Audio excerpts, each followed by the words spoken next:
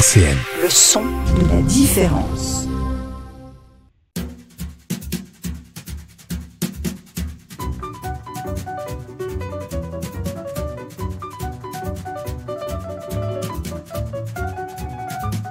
Les masques tombent sur RCN, Clarisse Chéry. Bonjour et bienvenue dans Les Masques tombent. Nous abordons tous les jours dans cette émission des sujets culturels et associatifs de Nancy et sa grande région. Vous pouvez nous retrouver sur YouTube et sur le podcast de la radio www.rcn-radio.org.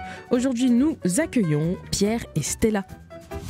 Les masques tombent sur RCN. Bonjour tout le monde, bonjour Stella, bonjour Pierre. Salut. Ça fait plaisir de vous recevoir. C'est la première fois que vous venez à la radio RCN. Oui. Donc, bienvenue. On va un peu promouvoir l'atelier, nous expliquer un peu ce que c'est, le but, comment vous êtes rencontrés. Voilà, on va un peu raconter tout ça lors de cette émission. Donc le 22 mars 2023, de 15h à 17h, il se passe quoi ? Alors, j'ai décidé, avec la complicité de Pierre, d'organiser un événement à l'association Espoir 54 à Nancy. C'est une association qui accueille des personnes qui ont un handicap psychique. Et pour moi, c'est l'occasion de les distraire, d'éveiller leur créativité, de créer du lien social, voilà. C'est la première édition ? Oui.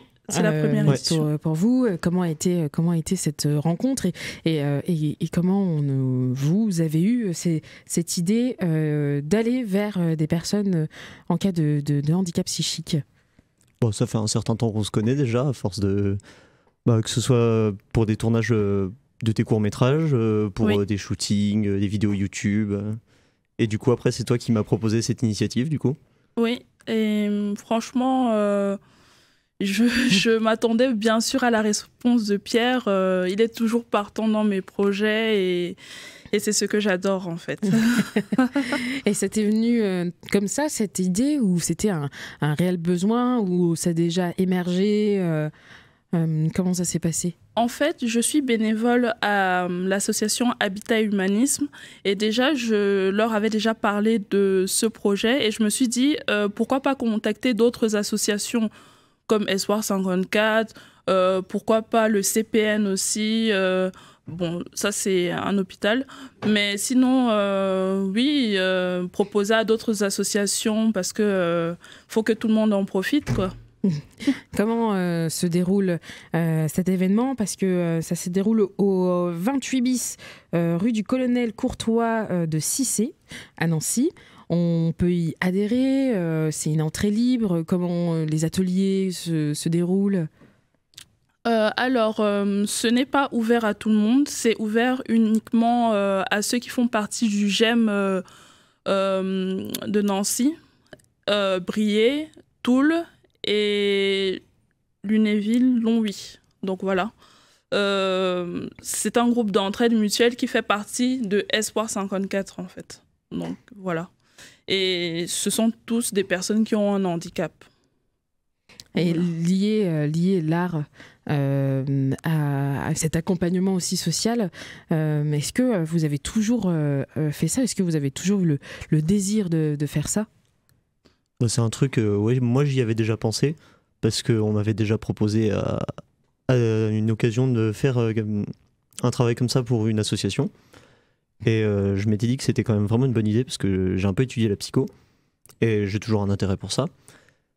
Et du coup, je me dis que c'est quand même super important de pouvoir mêler l'art et la subjectivité de la photographie dans ce cadre-là pour aider les gens avec la confiance en soi, avec le fait de reconnecter avec l'image de soi en fait.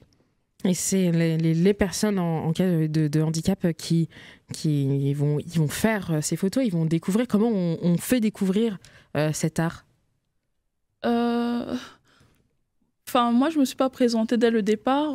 Je précise bien que je suis à la fois modèle photo, donc mannequin à l'agence Pop et Parallèle sur Paris. Donc, j'ai quand même pu m'exercer dans le milieu de la photographie en tant que modèle. Et j'aimerais apporter ce savoir-là à ces personnes qui sont souvent en souffrance, en fait. Et franchement, pour un début, Espoir 54, c'est le must. Donc, voilà. Et puis... si certains se découvrent une vocation de mannequin, je sais pas, ou de modèle, ce serait super. Vous avez dit juste avant que vous vous êtes rencontrés sur de courts-métrages. Est-ce qu'il y aura des ateliers de sensibilisation au niveau de l'appareil, ou c'est vraiment axé sur le corps, sur l'image de soi Là, en particulier, je vais présenter un peu le métier en lui-même, ce que ça représente, comment je fais ce que je fais, et présenter un peu le travail que j'ai fait aussi, pour qu'on voit un peu comment le résultat de tout ça. Mais là, ça va être beaucoup de prise en photo des gens, justement pour les aider à voir comment les autres sont pris en photo, et comment ça fait quand on est soit pris en photo, parce que il y a tout un truc autour des pathologies mentales où c'est vraiment le regard. C'est quand il y a quelqu'un qui parle bizarrement dans le bus, on ne sait pas trop ce qu'il a, on ne le regarde pas, on regarde ses pieds, ou alors on le regarde un peu bizarrement. Il y a vraiment une grosse dynamique avec le regard et l'image de soi, quoi. Et l'image de soi, on continue d'en parler autour de cet événement et de ce très beau projet. Juste après, une musique de Joachim, Labyrinthe. 13h, 13h30, les masques tombent sur RCN. Nous sommes avec Stella et Pierre. On parlait de l'événement le 22 mars, l'atelier photo et de projection de courts-métrages pour les personnes en cas de handicap. Oui. Ma question est, cet événement a été créé par vous, mais aussi par toi, avec ta micro-entreprise audiovisuelle, SLP. Production. Oui. Et comment ça a été créé, et nous expliquer un peu le concept, comment tu t'as atterri dedans? En fait, je travaille pour mes courts-métrages avec Lilian Schaff. Je ne sais pas si vous le connaissez, donc, qui est réalisateur et youtubeur aussi à côté. En fait, j'en avais un peu marre de payer des sommes folles. Et je me suis dit, pourquoi pas former mon équipe? Donc, d'ailleurs, c'est l'occasion de passer une annonce. Donc, si vous êtes réalisateur, photographe, ingé son, éclairagiste, et bien sûr, ou bien vidéaste, n'hésitez pas à me contacter sur Instagram, LalaLifestyle95. Voilà. Donc, pour finir de répondre à ta question, donc c'était très coûteux et puis j'ai pas assez de moyens vu que je suis étudiante et bon, je fais des petits jobs à côté mais ça ne suffit pas. Voilà, et je me suis dit SLP Production, je vais mettre S pour Stella et LP pour le page, donc c'est le nom de mon compagnon et puis voilà. Et comment ça a été créé, comment ça s'organise tout ça, est-ce que par des rencontres par exemple avec Pierre? Coucou. Mais ça... oui, tu es là. Mais c'est aussi ça vient aussi d'une passion. Comment est-ce que tu sors d'une formation ou c'est réellement quelque chose dans lequel où tu es autodidacte? Je suis autodidacte, c'est vraiment une passion, le cinéma pour moi. Quand je vois par exemple, après mes références, elles ne sont pas forcément françaises, mais quand je vois par exemple la boss lady Muriel Blanche au Cameroun, quand je vois Ebenezer Kepumbia qui est réalisateur aussi, je me dis waouh, c'est ce que j'ai envie de faire. Ils sont inspirants, Ils offrent des emplois à la jeunesse. Donc, moi, je trouve que l'initiative, elle y est. Et moi, étant donné que je suis plus dans ce trip, je trouve que c'est très intéressant. Et je me suis dit, je me lance dans le cinéma, quoi. Vous avez fait aussi des courts-métrages qu'on peut retrouver sur des plateformes comme YouTube. Oui, on peut retrouver mes courts-métrages sur mon YouTube Lala Espace Divertissement. Pour l'instant, j'ai tourné la web-série Sydney, pas dans son intégralité, mais j'ai quelques épisodes. Et mon dernier bébé, je vais appeler ça comme ça, ouais. C'est Amitié. Et ce qu'il faut savoir, c'est que moi, mes courts-métrages passent toujours un message. Je ne crée pas juste pour créer, en fait. Il faut qu'il y ait une leçon derrière.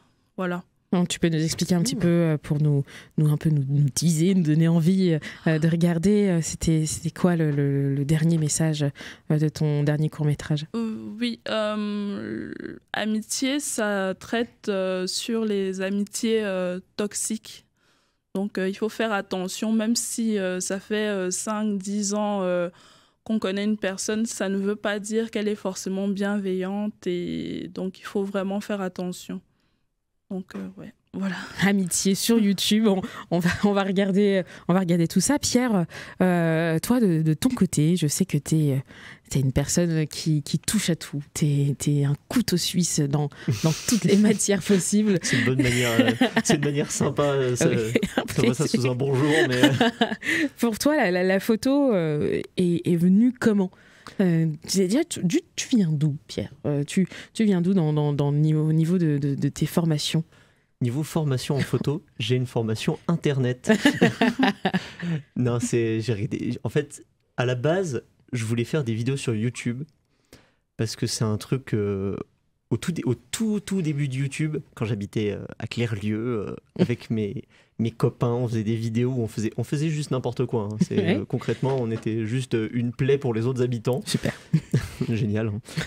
Et on publiait les vidéos et ça n'avait aucun intérêt, hein, parce qu'en plus à l'époque, avoir 10 vues, c'était déjà monstrueux. Donc il y en avait 2 et c'était nous. Et depuis ce moment-là, ça m'a poursuivi. Je me suis dit, putain, j'aimerais bien faire des vidéos. Et au bout d'un moment, je m'achète mon appareil, je me dis, bon, allez, ça y est, je me lance. Et je regarde un peu la fonction photo, parce que la photo, c'est un truc qui m'a jamais spécialement attiré. J'ai toujours été un peu confus par l'intérêt du truc. Et donc, j'ai commencé à essayer. Et j'ai vu l'intérêt du truc, du coup. Je me suis dit, non, mais c'est quand même super intéressant. On a une vision complètement différente de ce qu'on voit dans l'appareil, de ce qu'on a prévu de voir et de comment on voit les choses en général, quoi. C'est super marrant. Et ça m'a pris, à force de regarder des tutos vidéo à la base, je me suis retrouvé à regarder des tutos photos en masse et à faire des photos. Et au bout d'un moment, j'ai eu une pote une fois qui m'a demandé un shooting couple parce que je faisais des photos, je commençais à faire des photos de gens. À la base, c'était pour update les profils Tinder des potes. Hein. Ça a marché. Et ouais, du coup, c'est cette pote qui m'appelle pour faire un shooting couple. Et à la fin, elle me dit ouais, tiens, quand même, c'est pas grand-chose. Mais du coup, elle m'a payé. Et je me suis dit quoi ? Attends, quoi ? Je peux être payé ? Je fais des boulots étudiants. Mais incroyable, ça. Et à force, du coup, ouais, j'ai eu de plus en plus d'opportunités. Ça a grandi encore. Ça me surprend d'ailleurs toujours autant. Parce que c'est pas spécialement un truc que j'avais prévu. Parce que j'ai fait plein de trucs différents. Il y a plein de trucs que je fais qui prennent pas. Hein. J'ai une chaîne YouTube, j'ai streamé sur Twitch, j'ai fait des études de musique, des études de psycho, des études d'anglais. Enfin, ouais, j'ai fait plein de trucs différents. Il y a des trucs qui prennent pas et des trucs qui prennent pour les autres. Oui. Mais pour moi, ça me prend toujours complètement. Et t'as l'air toujours surpris de tes talents, de tes capacités, parce que c'est comme quelque chose que tu vois au-dessus. Tu te dis, waouh, ça arrive, ok, d'accord, bon, allez, on continue. Ouais, c'est rigolo. Comment ça se fait ? Parce que moi, je prends les photos. Moi, justement, c'est différent de comment tu fais, Stella. C'est-à-dire que moi, à la base, quand je fais des photos ou quand je fais une vidéo, il n'y a pas forcément de sens. Il n'y a pas forcément de but. C'est juste créer pour créer. C'est une sorte de pulsion, moi, à l'inverse. Du coup, c'est vachement intéressant d'avoir une différente perspective. Parce que ça t'empêche pas de créer du tout. Tu fais des trucs quand même vraiment techniquement pas mal. Et ouais, juste, c'est très différent. C'est super intéressant. Vous vous complétez. Il y a une partie qui est plus réfléchie et qui va avoir la morale derrière, et une partie beaucoup plus émotionnelle qui va être dans le ressenti. Donc ça va être un chouette atelier de vous voir, de voir tout ça. Et c'est peut-être pour ça qu'on est compatibles. Voilà. Donc on se complète. Moi, je vais apprendre des choses, lui va apprendre des choses. Donc c'est un parfait mélange. On continue d'en parler juste après Diplo, On My Mind. Les masques tombent sur RCN. Encore avec Stella et Pierre. Vous êtes restés jusqu'au bout. Et ouais, je m'attendais pas du tout à ça. On parlait de l'événement qui se passe le 22 mars de 15h à 17h, vous faites un atelier photo, projection et de court-métrage pour des personnes en situation de handicap. Oui. C'est une première, un très beau projet. Vous avez aussi plusieurs, on va parler d'un projet sur une exposition de projection où là le public sera beaucoup plus large, où tout le monde pourra y aller. C'est tout le monde, oui. Donc, ce serait... Après, bon, Pierre, il est d'accord, bien sûr, mais Pierre va pouvoir exposer son travail. Bien sûr, il sera rémunéré. Incroyable. Wow. Ah, ça, c'est toujours la surprise pour moi. Ah bon? Et moi, je vais pouvoir projeter mes courts-métrages, avoir plus de retours, parce que c'est aussi ça qui me galvanise, c'est le fait d'avoir des retours, qu'on me dise que c'est bien, parce que sinon, moi, je ne trouve pas d'intérêt à faire des productions de ce type. Donc, ce sera un peu le crash test pour avoir directement l'avis du public en direct et sur place. C'est très intéressant comme exercice. Ça va être, c'est vrai que c'est zinzin, ça. Ouais, ça va être un peu, ça fait un peu peur, non? Ouais, parce qu'en général, c'est les événements où nous on se dit oh, je vais aller faire ça samedi. Et je me dis jamais oh, je pourrais faire un événement moi-même samedi. Venez voir. De l'autre côté. C'est toujours marrant d'être de l'autre côté. Ça donne pas un peu le vertige, même aussi par rapport à cet événement? Est-ce qu'on n'a pas un petit peu, je sais pas, des craintes de savoir si ça va bien se passer ou pas? C'est quoi votre état d'esprit? De mon côté, je me demande comment on va accueillir le public, que ce soit en association ou tout simplement le large panel. Je me demande toujours comment on va accueillir notre travail, voilà. Je stresse parce que c'est des heures de travail, justement, et c'est coûteux, voilà. Donc, on revient encore sur le prix.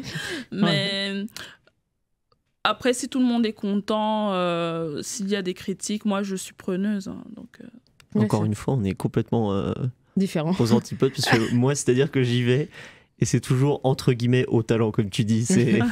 C'est-à-dire que j'y vais, et si ça se passe mal, bah ça se passe mal, mais je pourrais pas savoir tant que j'y serai pas. Donc, ouais, c'est un peu plus léger. Tu te laisses porter par tes émotions. Je vois sur place. En fait, c'est comme d'habitude. Il y a des gens en face de moi, et du coup, à partir du moment où c'est une vraie personne en face de toi, tu ne poses spécialement de problème. C'est des gens. Moi aussi, je suis un gens. Du coup, tout va bien. Pour votre état d'esprit aussi, pour l'atelier, est-ce que vous avez déjà une expérience au niveau de l'accompagnement ou comment approcher des personnes en cas de handicap selon leurs handicaps et leurs besoins? Comment vous allez gérer tout ça? Bah, moi, dans mes boulots habituellement, dans les boulots étudiants, j'ai eu l'habitude de faire face à des personnes handicapées. Et c'est toujours des personnes, du coup, j'ai jamais trop capté la différence de comment je suis censé me comporter différemment. C'est-à-dire que je fais les mêmes blagues, même des fois ça peut être de l'humour noir, ils sont parfaitement ok. L'autre jour, j'ai un monsieur à mon taf étudiant qui m'a fait une blague sur le fait qu'il avait une prothèse à la jambe. Il m'a dit oh, je vous cours pas après. Incroyable. Ça va être un très bel événement le 22 mars 2023 de 15h à 17h. C'était un plaisir de vous recevoir. Merci à toi. Merci à vous, merci à tous les auditeurs qui nous écoutent de 13h à 13h30. Au revoir, à bientôt. À bientôt. Au revoir.